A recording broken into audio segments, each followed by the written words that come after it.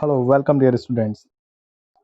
Dear students, today we will do our chapter 3rd.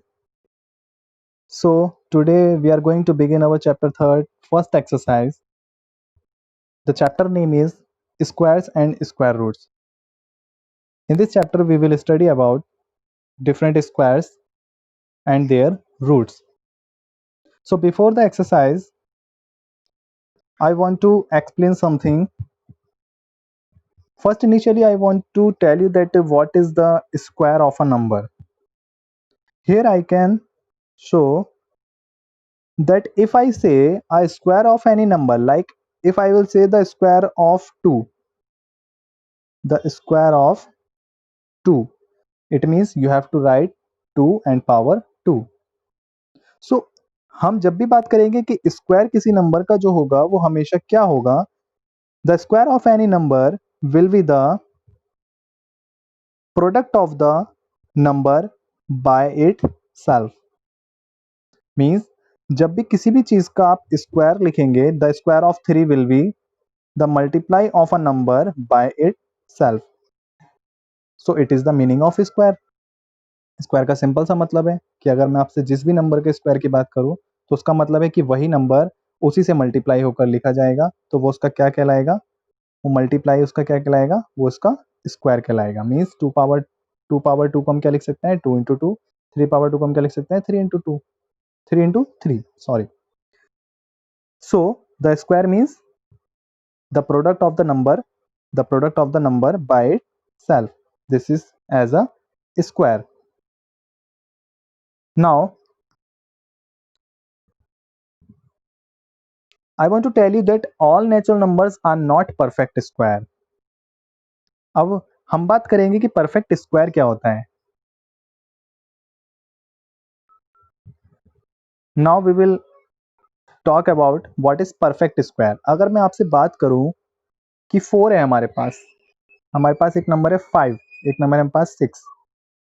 कोई number perfect square कब होगा, कोई नंबर परफेक्ट स्क्वायर कब नहीं होगा, अगर हमें ये बात बतानी है तो हम वो किस बेसिस पर बताएंगे। मैंने आपसे बताया कोई भी नंबर स्क्वायर तब होगा जब उसका प्राइम फैक्टर्स का पेयर बनेगा। मींस हम सबसे पहले क्या करेंगे, इन नंबर्स के फैक्टर्स करेंगे। यहाँ आपके सामने 4 है, अगर मैं आपसे पूछूं 4 एक परफेक्ट स्क्वायर नंबर है या नहीं है, तो आप इसके बारे में क्या कहेंगे, सबसे पहले को आप इसको फैक्टर करने पड़ेंगे। फैक्टर मतलब आपको इसका एलसीएम करने हैं, एलसीएम के बाद जो फैक्टर्स आएंगे वो हमको यहाँ पर लिख लेंगे। जैसे 4 के फैक्टर्स आएंगे 2 × 2, 5 के फैक्टर आएंगे 1 × 5, 6 के फैक्टर आएंगे 2 × 3। जब आप इन नंबर्स के अलग अलग एलसीएम करेंगे तो आपको ये फैक्टर्स इनके देखने के लिए मिलेंगे। अब आप इस बेसिस पर यहाँ पर सिंपली बता सकते हो कि कौन सा नंबर यहाँ पर परफेक्ट स्क्वायर है या कौन सा नहीं है। तो हम देखते हैं सबसे पहले 4 के फैक्टर्स हैं 2 × 2। जो भी फैक्टर्स में नंबर आ रहे हैं उसका आपका क्या बन रहा है, यहाँ पर पेयर बन रहा है। Means it is a perfect square. तो हम किसको परफेक्ट स्क्वायर बोलेंगे, यहाँ पर 4 को हम क्या बोलेंगे, it is a perfect square. Now we will see the next 5। 5 को हम देखेंगे इसके फैक्टर्स क्या हैं, 1 × 5। आप देखेंगे ना 5 का पेयर बन रहा है ना 1 का पेयर बन रहा है, तो यहाँ पर हम क्या बोलेंगे, this is not a perfect square, this is not a perfect square. Now the next 6। अगर हम 6 की बात करें, 6 के फैक्टर क्या है, 2 × 3। क्या 2 का यहाँ पर पेयर है, नहीं, 2 is a single number here and 3 is also a single number here, the pair is not going to form. तो इसलिए हम इसको क्या बोलेंगे, it is not a it is not a it is not a perfect square. I hope you have understood that which number will be a perfect square and which number will not be a perfect square. So in this way, the first question is in front of you. They are saying that the first is, which of the following natural number are not perfect square. These all are natural numbers and we have to tell that out of these natural numbers which number is a perfect square and which is not. So similar way we have to solve all the parts, as the first part is 729. We have to tell that 729 is a perfect square or not. So similarly Same thing you have to do with 729. First, initially you have to take LCM and you have to write all the factors of the 729. All factors of 729 are here, 3 into 3 into 3 into 3. So this we will write as 729 equal to 3 into 3 into 3 into 3. How many factors are here? We can see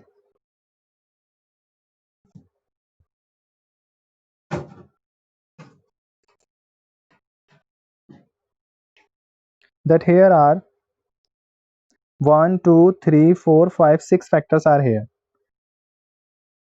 We can see that they are forming pair or not. Here you can see they both are a pair. It is also a pair. It is also a pair. Means all the factors are in pair. That's why we can say that 729 is a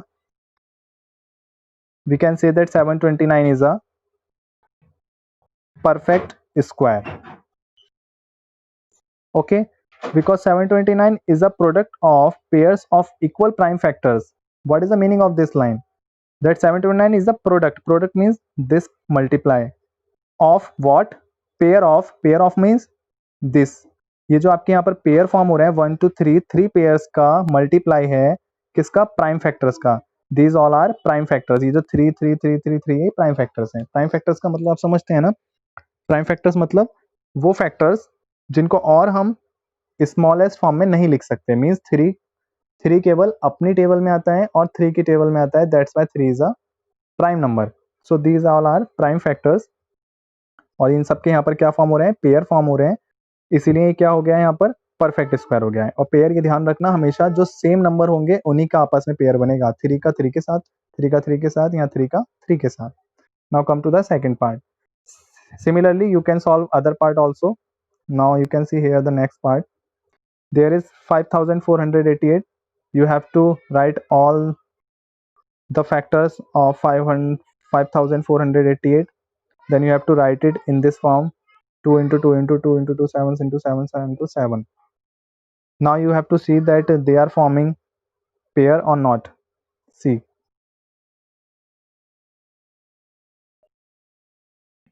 this is first pair, this is next pair, and this is next pair.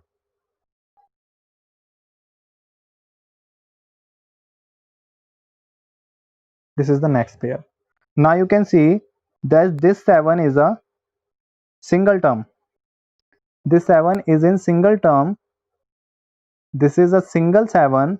You can see after pairing the same prime factors, one factor 7 is left. This one factor 7 is left. So that's why 5488 is not a perfect square. आपको मैंने दोनों question बता दिए हैं कि कौन सा number perfect square है और कौन सा नंबर परफेक्ट स्क्वायर नहीं है. जब परफेक्ट स्क्वायर होगा तो वहां पर क्या होगा? वहां पर नंबर आपका क्या शो करेगा? पेयर शो करेगा. वहां पर सबके पेयर्स फॉर्म हो रहे होंगे. और जहां परफेक्ट स्क्वायर नहीं होगा वहां पर पेयर फॉर्म नहीं हो रहे होंगे. कोई ना कोई नंबर वहां पर एक्स्ट्रा बच रहा होगा कैलकुलेशन में, तो वहां पर इसलिए वहां पर परफेक्ट स्क्वायर नहीं होगा. तो सिमिलरली आप इसके अदर सारे पार्ट्स कर सकते हैं बहुत इजीली. सो फर्स्ट क्वेश्चन के सारे पार्ट्स आपको अटेम्प्ट करने हैं. Now we will come to the second question. The second question is show that each of the following number is a perfect square. Also find the number whose square is the given number. आपको बताना है सबसे पहले कि ये जो number दिए गए हैं यहाँ पर, ये सारे नंबर ये परफेक्ट स्क्वायर है या नहीं है. तो मतलब फर्स्ट क्वेश्चन तो यहाँ पर एज इट इज करना है. जैसा आपने फर्स्ट क्वेश्चन में किया है वो सारा पार्ट आपको यहाँ पर करना है. उसके बाद आपको बताना है कि नंबर परफेक्ट स्क्वायर है, यस. देन आफ्टर दैट आपको यहाँ पर एक एक्स्ट्रा काम करना है कि आपको ये भी बताना है कि वो जो परफेक्ट स्क्वायर है वो किस नंबर का है. मीन्स ये जो नंबर यहाँ लिखा है ये परफेक्ट स्क्वायर तो है, लेकिन ये किस नंबर का स्क्वायर होगा.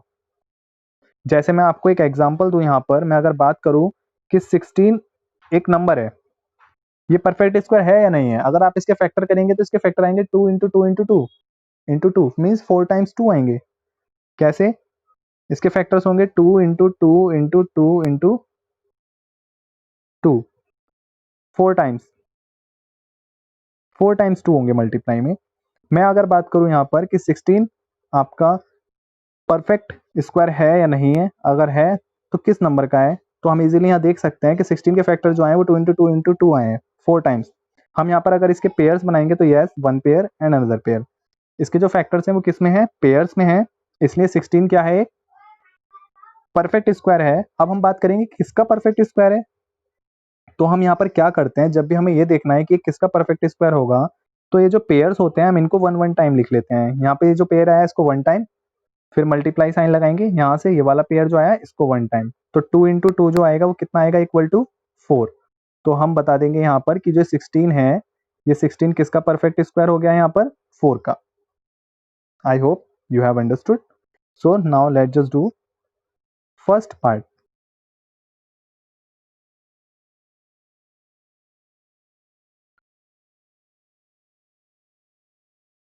First part is here, you can see we have number 1296 first.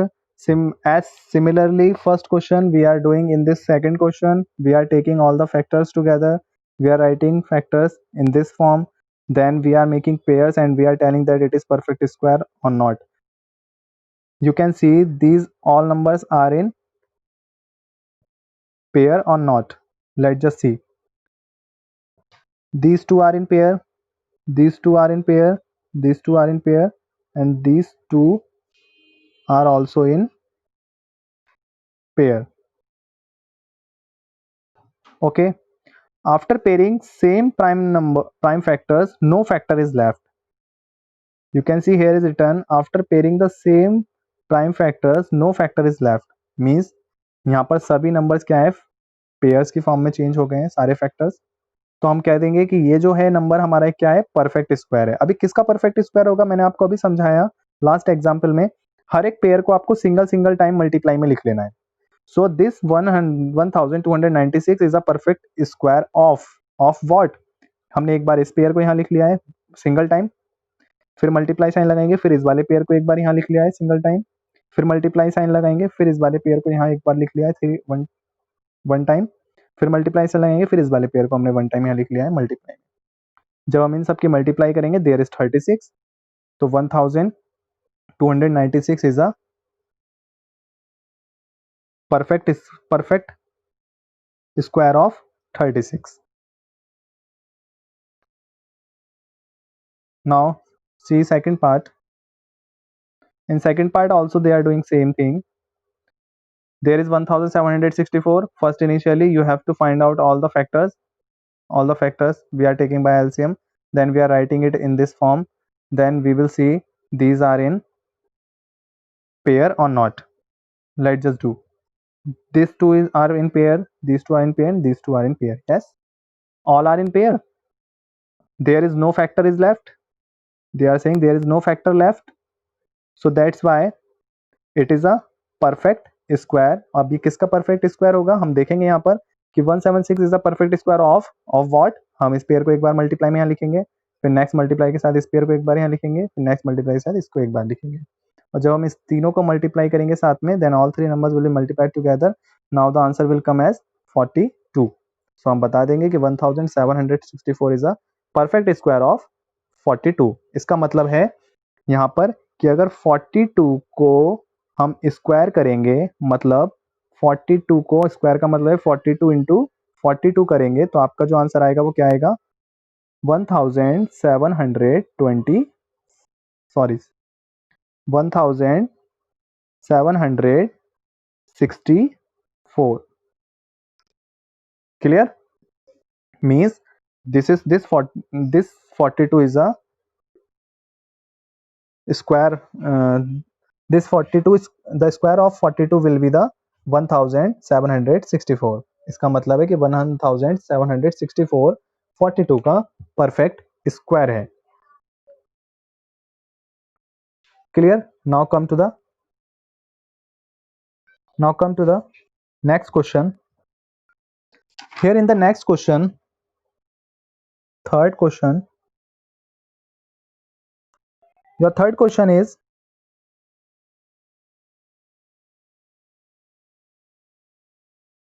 Find the smallest natural number by which 1008 should be multiplied to make it a perfect square. Find the smallest natural number by which this number should be multiplied to make it a perfect square. मतलब यहाँ पर क्या है कि यहाँ पर हमें एक स्मॉलेस्ट नंबर से मल्टीप्लाई करने की जरूरत पड़ेगी लास्ट में, जिसको मल्टीप्लाई करने के बाद हमारा जो नंबर है कि कौन सा एक नंबर की कमी पड़ रही है जिससे मल्टीप्लाई करने के बाद हमारा जो नंबर है वो क्या बन जाएगा, एक परफेक्ट स्क्वायर नंबर बन जाएगा. अभी ये परफेक्ट स्क्वायर नहीं है क्योंकि हम देखेंगे यहाँ पर इसके फैक्टर्स में कोई ना कोई एक नंबर जो है अनपेयर्ड रहेगा.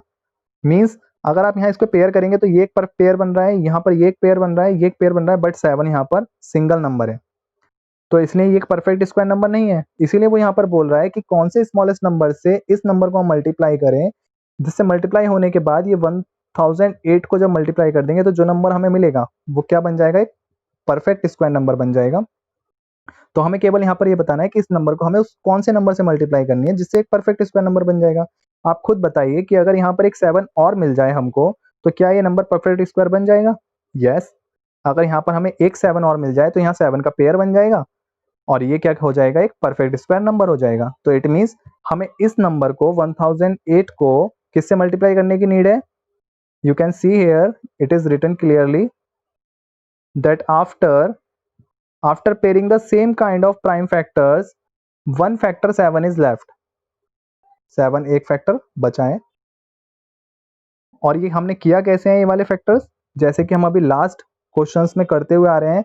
हम पहले उनके एलसीएम लेते हैं, सारे फैक्टर्स को लिखते हैं, वैसे हमने यहाँ पर सिंपली फैक्टर किए हैं. फैक्टर करने के बाद हमने देखा है किसका पेयर नहीं बन रहा है, 7 का पेयर नहीं बन रहा है, तो हमने लिख दिया after pairing same kind of prime factors one factor 7 is left. एक फैक्टर 7 बचा है. So now multiplying 1008 by 7. अब यहाँ पर 1008 को किससे मल्टीप्लाई करने की जरूरत पड़ेगी, 7 से. तो we get a perfect square number. Therefore, the required smallest number by which we have to multiply, that is your 7. Okay. So now come to the last question of this exercise. The last question is same. The question is find the smallest natural number by which this should be divided to make it a perfect square. Listen. It is little bit different by your third question.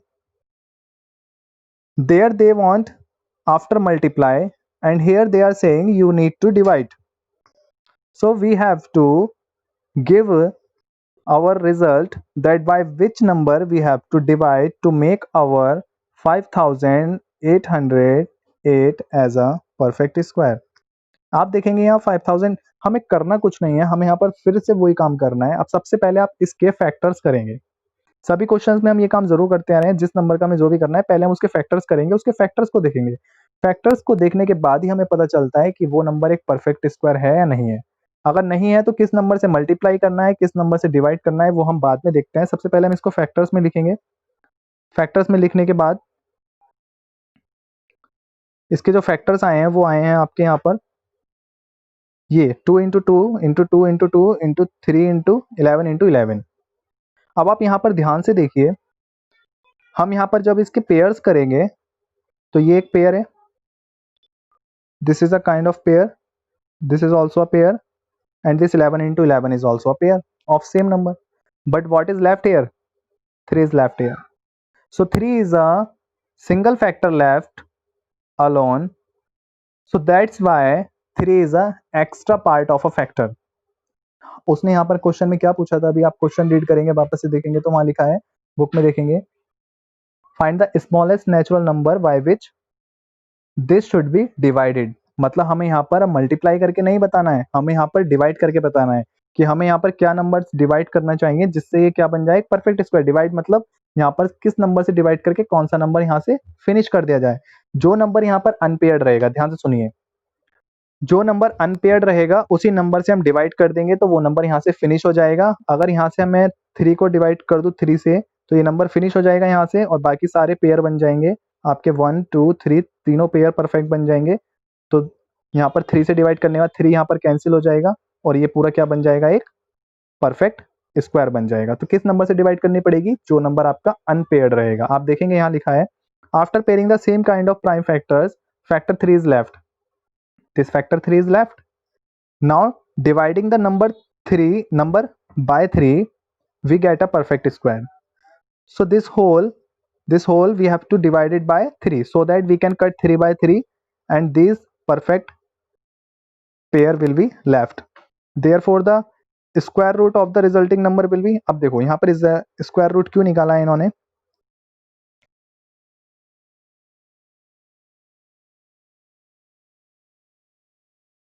यहाँ पर square root निकालने का motive है कि वो number कौन सा होगा, आंसर में पूछा भी है find the number whose square is the resulting numbers. Resulting numbers मतलब आपको आंसर में ये पूछा गया है कि अगर यहाँ 3 से हट जाए, इस 3 को हटाने के बाद, यहाँ पर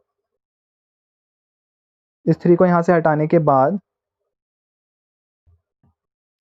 जो रिजल्ट आपका बचेगा पेयर्ड का, वो पेयर्ड किस नंबर का परफेक्ट स्क्वायर होंगे। तो हम यहाँ पर मैंने आपको बताया हमें चेक करना है कि किस नंबर का परफेक्ट स्क्वायर है, तो हम उसको सारे पेयर को वन टाइम ले लेंगे मल्टीप्लाई में। इस पेयर को वन टाइम मल्टीप्लाई में लिया, इस पेयर को वन टाइम मल्टीप्लाई में लिया, 11 को वन टाइम मल्टीप्लाई में लिया, 3 तो हम फिनिश कर चुके हैं डिवाइड करके। सो ये जो बचे नंबर्स हैं ये किसका परफेक्ट स्क्वायर है, 44 का। After multiplying all these numbers 44 is coming, that's why your answer is 44. I hope you have understood both type of questions.